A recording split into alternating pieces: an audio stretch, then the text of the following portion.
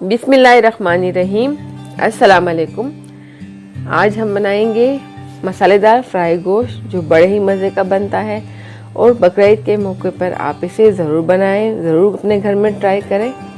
अगर आपने मेरे चैनल को अब तक सब्सक्राइब नहीं किया तो सब्सक्राइब कर दें। तो चलिए अब हम इसे बनाना शुरू करते हैं। तो यहाँ मैंने 1 किलो बीफ ले लिया है। तो गोश्त को अच्छे से मैंने धोकर 2-2 इंच के इसके पीसेस कर लिए हैं। अब हम गोश्त को बॉईल कर लेंगे। तो एक बर्तन में इसे बॉईल करने के लिए रख देते हैं।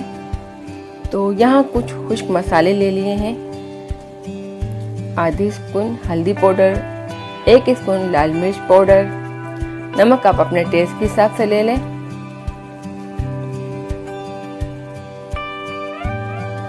अदरक लहसुन का पेस्ट 2 स्पून।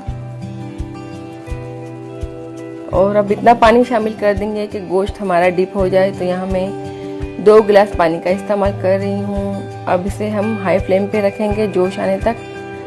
जब इस पानी में बॉईल आ जाएगा तो हम स्लो मीडियम फ्लेम पर इसे गलने के लिए रख देंगे कि ये अच्छे से गल जाए। तो अब हम इसे कवर कर देंगे। बहुत ही मज़े की ये बोटियाँ बनती है, आप अपने घर में इसे ज़रूर ट्राई करें। तो यहाँ गोश्त में बॉईल आ चुका है। तो अब हम इसे कवर करके आधे घंटे के लिए रख देंगे कि ये अच्छे से गल जाए।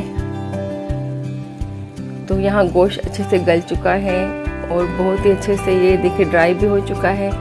बिल्कुल सूखा सूखा सा नहीं, थोड़ा सा गीला सा होना चाहिए ये पेस्ट की तरह। अब हम इस बोटियों को फ्राई करने की तैयारी कर लेते हैं। तो यहाँ मैं एक बाउल में इन बोटियों को निकाल लूँगी। तो इसमें मसाले शामिल कर लेंगे हम। कुछ खुश्क मसाले ले लिए हैं। लाल मिर्च पाउडर 1 स्पून लाल मिर्च पाउडर, आधी स्पून चाट मसाला, आधी स्पून गरम मसाला, आधी स्पून टिक्का मसाला शामिल कर देंगे। और कोटिंग के लिए यहाँ मैंने आधी स्पून अदरक लहसुन का पेस्ट और कोटिंग के लिए 2 स्पून कॉर्नफ्लावर पाउडर का इस्तेमाल करेंगे। इसके अंदर 2 स्पून कॉर्नफ्लावर पाउडर इसमें मिक्स कर देंगे कि इस बोटियों में अच्छे से कोटिंग हो सके।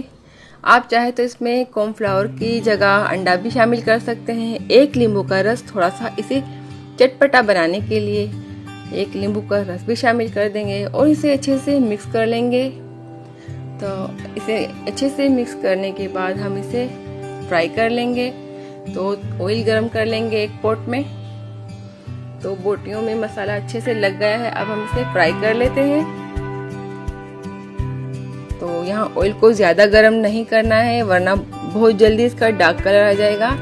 तो हमें इसे हल्का ही गर्म करना है, जैसे इसमें थोड़ा थोड़ा सा आहिस्ता आहिस्ता से कलर आए, फ्राई हो अच्छे से, वरना ये बहुत जल्दी से इसका कलर डार्क हो जाएगा। तो इसी तरह से हम इस बोटियों को इस पेस्ट से फ्राई कर लेंगे और फौरन इसे पलटना नहीं है, कुछ देर ऐसे ही रहने देंगे और वक्फे वक्फे से उलट पलट करते रहेंगे। और स्लो फ्लेम पे इसे हमने फ्राई करना है, ज़्यादा तेज़ फ्लेम नहीं रखना वरना ये बहुत जल्दी डार्क हो जाएंगी। तो देखें एक तरफ से बहुत अच्छा कलर आ चुका है। 2 से 3 मिनट ही लगी होंगी फ्राई करने में। तो अब हम इसे डिश आउट कर लेते हैं और इसी तरह से अपनी सारी बोटियां फ्राई कर लेंगे। तो बहुत ही मज़े की, बहुत ही चटपटी ये बोटियां बनकर तैयार होती हैं। आप अपने घर में इसे ज़रूर ट्राई करें। अगर आपको मेरी रेसिपी अच्छी लगे तो लाइक और सब्सक्राइब ज़रूर कर दें। तो ये देखिए बोटियां कितनी नरम और कितनी सॉफ्ट बनकर फ्राई हुई है और बहुत ही मज़े की ये बनी है। तो मेरी रेसिपी को लाइक, सब्सक्राइब और शेयर करना हरगिज़ ना भूलें। अल्लाह हाफिज़।